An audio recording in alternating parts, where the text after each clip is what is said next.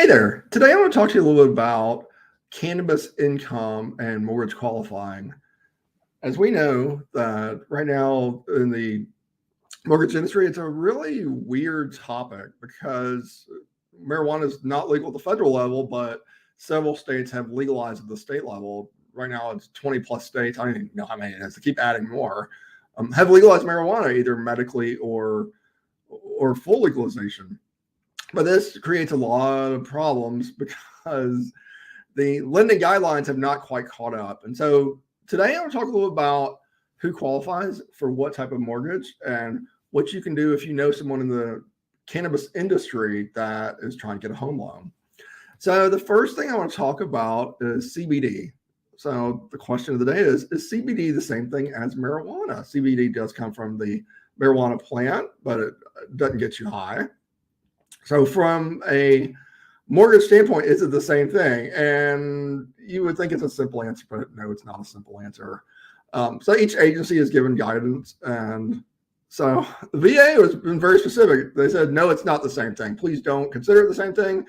So if you are working in the CBD industry and want to get a VA home loan, you can. FHA conventional and USDA have given no guidance at all. They haven't decided. They just basically said, you figure it out. So that's always exciting. Now, keep in mind that each lender has their own guidelines. Each lender has their own ways of doing things. And luckily, because I am a full service loan officer, or full service mortgage broker, I should say, with 110 different lenders I work with, that I can certainly find a lender that says, you know what, just because it's CBD does not mean it's marijuana, so we're not going to apply marijuana rules, and actually give you a lot more options. That's one advantage you have working with a broker. And I've talked to people that work in the banking industry that have told me that it's not the same everywhere. That I know several banks locally that are super conservative with their guidelines and have turned down CBD shops. So yeah, CBD is not considered the same thing as marijuana, at least the places I talk to.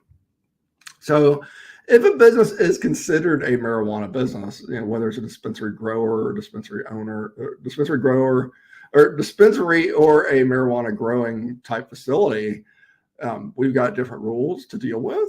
And so let's talk about the workers and the growers. And so these are the people on W-2 that are just working in the store, working the cash registers, doing the actual field work.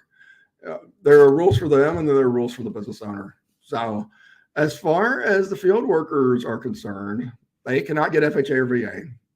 Simple as that. They cannot. It's considered a federal mortgage program, and it's against federal law. And so, I mean, they could if they use their spouse's income, I guess I should say. It's not like they can't get it, but they can't count the income, I should say.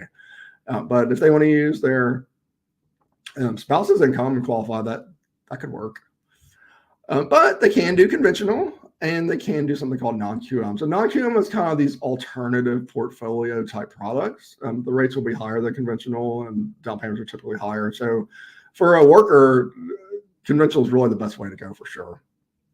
Now let's talk about the owners, the self-employed owners, the people that are putting their time and effort on the line as a business owner, taking the big risk, owning a dispensary or owning a grow farm. Let's talk about how they are treated under the law for mortgage financing. So pretty simple. They can't get any traditional lending products. No FHA, no VA, conventional, no nothing. That doesn't mean they can't get anything. We have something called non-QM loans. So non-QM loans are a program typically for self-employed people to get mortgages.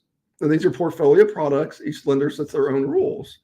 Now, as a lender with 110 different lenders, as a mortgage broker with 110 different lenders I work with, luckily I have talked to all of my lenders, and I have identified some that will accept marijuana income. Not all of them will, but I have several outlets that will accept dispensary owner income on a non-QM program. And so we're talking about typically bank statement loans or P&L loans.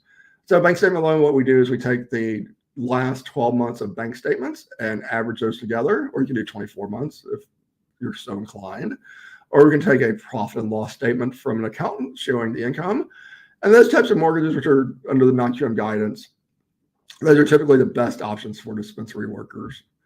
So those are your options for people working in the marijuana industry. As always, if you have any questions, comments, concerns, or anything about marijuana income or anything more related, feel free to give me a call at 937-572-3713. I can also be reached at scarpero.com. Talk to you soon. Bye.